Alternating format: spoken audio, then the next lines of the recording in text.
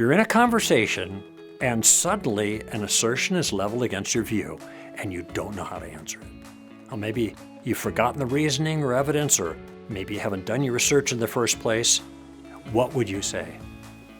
The What Would You Say videos are a great way to ground yourself in the basic arguments for Christian values and convictions, but in the pressure of the moment, you may not be able to recall the details. For those situations, you need a game plan. The next time you're in over your head, here are 3 things to remember. Number 1, do not try to answer the challenge immediately. If you do, you're giving them a free ride. Sometimes a person makes a claim thinking he's made a case for his opinion, when in reality, he hasn't actually given us any reasons. If we try to jump in and answer the challenge at this point, then we've given him a free ride because we haven't asked him for the reasons for his own view. This is where the concept of burden of proof comes in. Let me explain what I mean. The burden of proof is the responsibility somebody in the discussion has to give reasons or evidence for their view. Now, who has that responsibility? Here's the rule. The person who makes the claim bears the burden.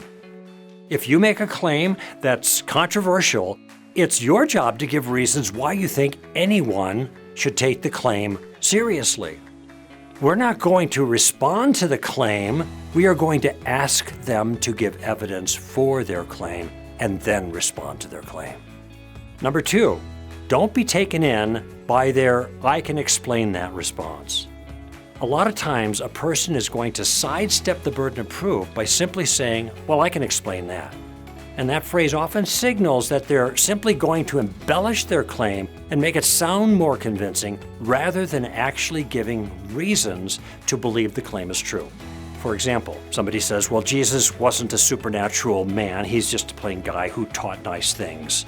And you might say, "Well, what about the miracles that we find in the record?" And then he says, "I can explain that. Hundreds of years after the original Gospels were written, Christians put more information in there to make Jesus look like a supernatural figure so that people would obey the church." Notice, all he's done is expanded his claim. He has not given any reasons why you should believe that the claim is true. So don't take the bait. And this brings us to the 3rd point. Number 3, ask for specific reasons why their ideas should be taken seriously. We don't want to give them a free ride. We want them to defend their view. So if they make a particular claim, even if it's embellished with "I can explain that," we want them to explain why their explanation is worthy of being believed. That takes reasons. Say somebody says, "Well, there is no God," or "Jesus never existed," or "the Bible's been changed," or "science has disproved the supernatural." These things come up all the time, and Christians want to jump in and give the reasons against the claim. Stop. Wait. Don't do that. Shift the burden of proof back on to the person who made the claim, using some form of the question, "Now, how did you come to that conclusion?" or "What are your reasons for that?" So the next time you're in over your head during a conversation, remember these 3 things. Number 1, do not try to answer the challenge immediately. If you do, you're giving them a free ride. Number 2, don't be taken in by their "I can explain that" response. And number 3, ask for specific reasons why their ideas should be taken seriously.